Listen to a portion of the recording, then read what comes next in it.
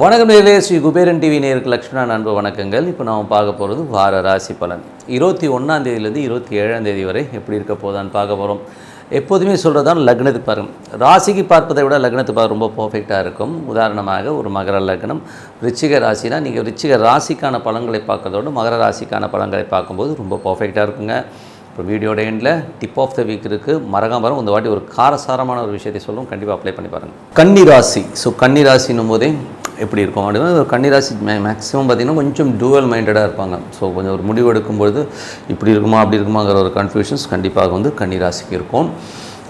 கன்னிராசிக்காரர்களுக்கு உங்களுக்கு 7ல் புதன் நீச்சபங்க ராஜயோகம் அப்படிங்கிற ஒரு விஷயம் இருக்குது. ஸோ அதனால் மனைவி சார்ந்த விஷயம், ஸோ அம்மா ஒய்ஃப் சம்மந்தமான விஷயங்களை திடீர்னு ஒரு நல்ல ஒரு முன்னேற்றம், திடீர்னு ஒரு நல்ல ஒரு பணமோ நல்ல ஒரு லாபம் கிடைக்கிறதுக்கான ரொம்ப நல்லா இருக்குது.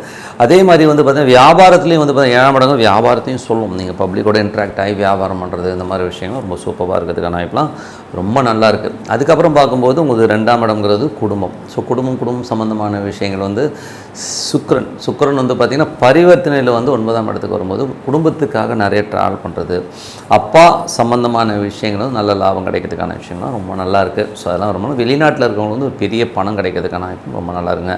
ஸோ இதெல்லாமே ரொம்ப சூப்பராக இருக்குது. அதுக்கப்புறம் உங்களுக்கு 3 மற்றும் 8ஆம் அதிபதி. 3ங்கிறது உங்கள் முயற்சி, உங்களுடைய இளைய சம்மந்தமான விஷயங்கள் பார்த்திங்கன்னா அது 3-8நாலே ஒரு துர்ஸ்தானம் சொல்லுவோம். ஸோ 3-8 பார்த்திங்கன்னா நிறைய பேர் தப்பான முடிவுகள்லாம் எடுக்கிறது. ஸோ அதனால் அந்த 3-8-11 வரும்போது அது திடீர் அதிர்ஷ்டங்களை கொடுத்துரும். ஸோ அதனால் பார்த்திங்கன்னா இளைய சகோதர சம்மந்தமான விஷயம் முயற்சிகளும் சரி ஒரு பெரிய வெற்றி கிடைக்கிறதுக்கான தான் ரொம்ப நல்லாயிருக்கும். நம்ம நினச்ச விஷயத்தை கண்டிப்பாக சாதிப்போம் அப்படிங்கிற விஷயங்கள் கண்டிப்பாக நடக்குங்க. ஸோ அதெல்லாமே ரொம்ப சூப்பராக இருக்குது. புதிய ஒப்பந்தங்கள், புதிய ஒரு அக்ரிமெண்ட் சைன் பண்ணுறது, அதனால் திடீர்னு ஒரு ஹைக் கிடைக்கிறது, இந்த மாதிரி விஷயங்கள்லாம் கண்டிப்பாக இருக்கும்.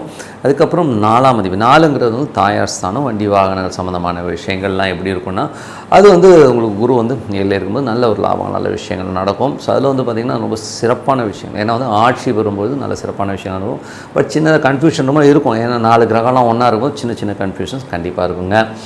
அதுக்கப்புறம் பார்த்திங்கன்னா உங்களுக்கு 5ஆம் அதிபதி. 5ங்கிறது பார்த்திங்கன்னா குழந்தைகள் ஸ்தானம், பூர்வ புண்ணிய ஸ்தானம்னு சொல்லுவோம். ஸோ அந்த குழந்தைகள் ஸ்தானத்து விதியான சனி 7ல் இருக்கும்போது நல்ல வளர்ச்சி, நல்ல ஏற்றங்கள்லாம் வர்றதுக்கான இப்போ ரொம்ப நல்லாயிருக்கு.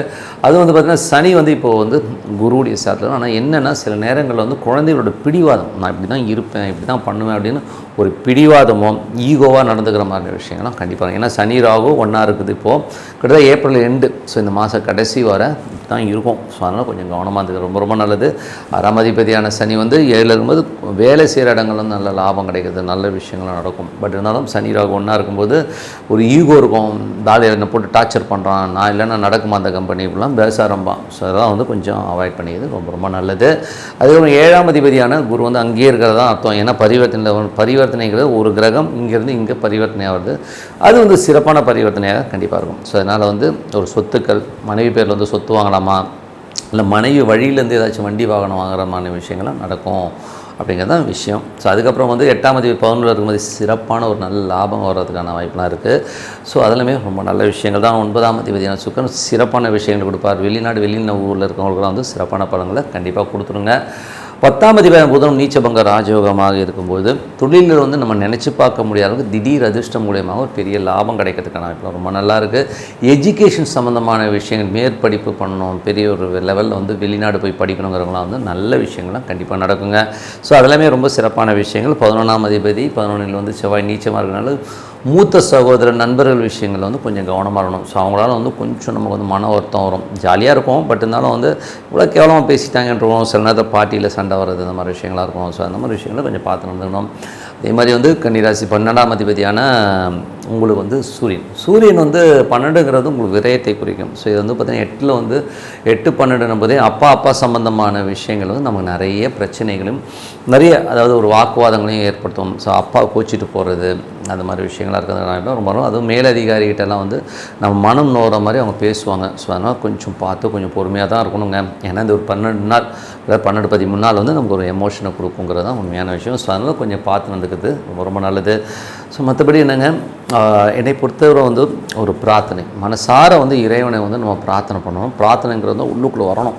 ஸோ ஸோ அந்த பிரார்த்தனை பண்ணும்போது கண்டிப்பாக நம்ம அடுத்த லெவல் போகிறதுக்கான உதாரணமாக வந்து ஒரு ஈஸ்வரன் வந்து வழிபாடு பண்ணுறேன்னு வச்சுக்கோமே, எனக்கு பிடிச்சது நீ எந்த தெய்வத்தைன்னு வச்சுக்கோங்க, ஒரு அமைதியான இடத்துல உட்காந்து ஓம் வச்சோன்னா இந்த ஈஸ்வரன் உள்ளே இருக்கணும். ஸோ அந்த மாதிரி ஃபீல் பண்ணி பண்ணும்போது இறைவன் நம்மளோட ஒரு அதுக்கப்புறம் உங்களுடைய வாழ்க்கையில் பெரிய பெரிய மேஜிக்லாம் நடக்குங்க. கண்டிப்பாக அப்ளை பண்ணி பாருங்கள், ரொம்ப சிறப்பாக இருக்கும். Tip of the week.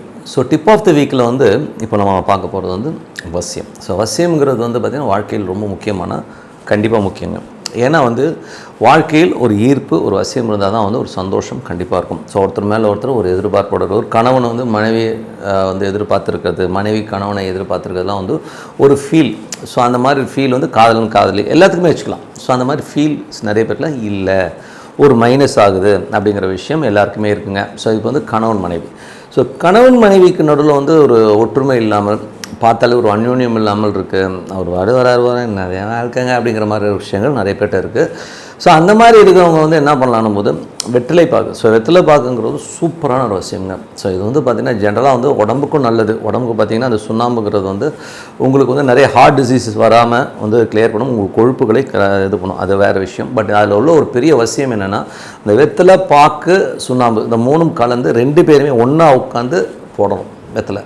So அந்த மாதிரி போடும்போது அது ஒரு நிறைய வசியத்தை கொடுக்குது. இவங்களுக்குள்ளே இருக்க ஒரு இன்டிமசி பாண்டேஜ், அந்த ஒரு ஈர்ப்புத்தன்மையை அதிகப்படுத்துங்கிறது வந்து ப்ரூவனுங்க, பக்காவாக ப்ரூவ் ஆகும். ஸோ இது வந்து அப்ளை பண்ணி பாருங்கள், ரொம்ப நல்லாயிருக்கும். ஏன்னா வந்து இது வந்து ரொம்ப ப்ளஸ்ஸாக இருக்குங்க. அதுக்கப்புறம் பார்க்கும்போது ஒரு சில ஜாதகங்களில், ஸோ சில ஜாதகங்களில் பார்த்திங்கன்னா சுக்கிரன் செவ்வாய்ங்கிறத வந்து நாங்கள் மெயினாக பார்ப்போம். ஸோ பொருத்தம்லாம் பார்க்கும்போது இந்த பையனுடைய சுக்கிரன் இருக்கிற இடத்துல அந்த பெண்ணுடைய செவ்வாய் இருக்கிறது, அந்த பெண்ணுடைய செவ்வாய் இருக்கிறது இந்த பையனுக்கு சுக்கிரன் இருக்கிறது, இந்த மாதிரி விஷயங்கள். அதேமாதிரி குரு செவ்வாய், இந்த மாதிரி தொடர்புள்ள ஜாதகங்களை இணைக்கிறது வந்து ரொம்ப அவசியமாகவும், அவங்க வந்து ஒன்று விட்டு கொடுக்காம ஒரு அந்யோன்யமாக இருக்கிற ஃபீலை கண்டிப்பாக ஏற்படுத்தலாம். சரிங்க, அதெல்லாம் ஆயிடுச்சுங்க, இப்போ வந்து நான் என்ன பண்ணுறது, ஏற்கனவே வந்து சண்டை நடந்துட்டுருக்கு, நான் என்ன பண்ணுறது அப்படின்னு கேட்டிங்கன்னா, ஸோ என்னை பொறுத்தவரை வந்து சில ஜாதகங்கள் வந்து பை ஆக்சிடென்ட், ஏன்னா வந்து 7 பொருத்தம் 8 பொருத்தம் 10 பொருத்தம் இருக்குன்னு சொல்லிட்டு கல்யாணம் பண்ணிவிடுவாங்க. ஆனால் அந்த பொண்ணுக்கு வந்து இவரை பார்த்தாலே பிடிக்காது, ஒரே எரிச்சலாக இருக்கும், இவனை பார்த்தாலே காண்டாவதுங்க அப்படின்னும், இவனை பார்த்தா இந்த மூஞ்ச பார்த்தாலே எனக்கு அப்படியே 2 அட்டடி இல்லாமங்கிற அளவுக்கு கோவம் வருதுங்கன்னுவான். இல்லைன்னா சில நேரங்கள் என்னன்னா நான் பார்த்தாலே பயம் வரும், ஐயோ நான் பார்த்தாலே பயமாக இருக்குங்கிற மாதிரி ஃபீலை கண்டிப்பாக ஏற்படுத்தும். ஸோ இந்த மாதிரி கணவன் மனைவி இதில் வந்து 2 பேருமே இருக்கும். ஸோ பொண்டாட்டியை பார்த்து பயப்படணும் இருக்கிறோம், புருஷனை பார்த்து பயப்படுற பொண்டாட்டி இருக்குது.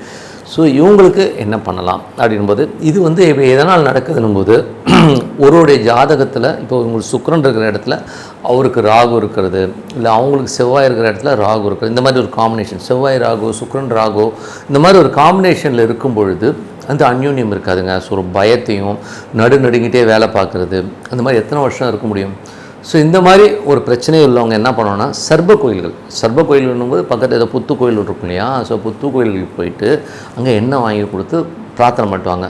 அது வந்து ரொம்ப சூப்பராக ஒர்க் ஆகுங்க. அது வந்து ஆட்டோமேட்டிக்காக சேஞ்ச் ஓவராகி ஒரு நல்ல அந்யோன்யத்தை கண்டிப்பாக கொடுக்கும். இது வந்து நல்ல ஒரு வசியத்தையும் உருவாக்கும்.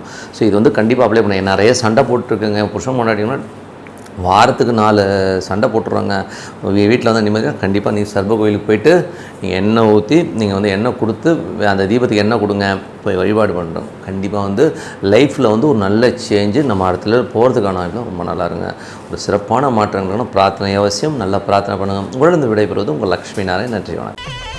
ஸ்ரீ குபேரன் டிவியை பார்த்தமைக்கு நன்றிகள். மேலும் இது போன்ற தகவல்களை தெரிந்து கொள்ள ஸ்ரீ குபேரன் டிவியை சப்ஸ்கிரைப் செய்யுங்கள். மறக்காமல் பெல் ஐக்கானை கிளிக் செய்யுங்கள்.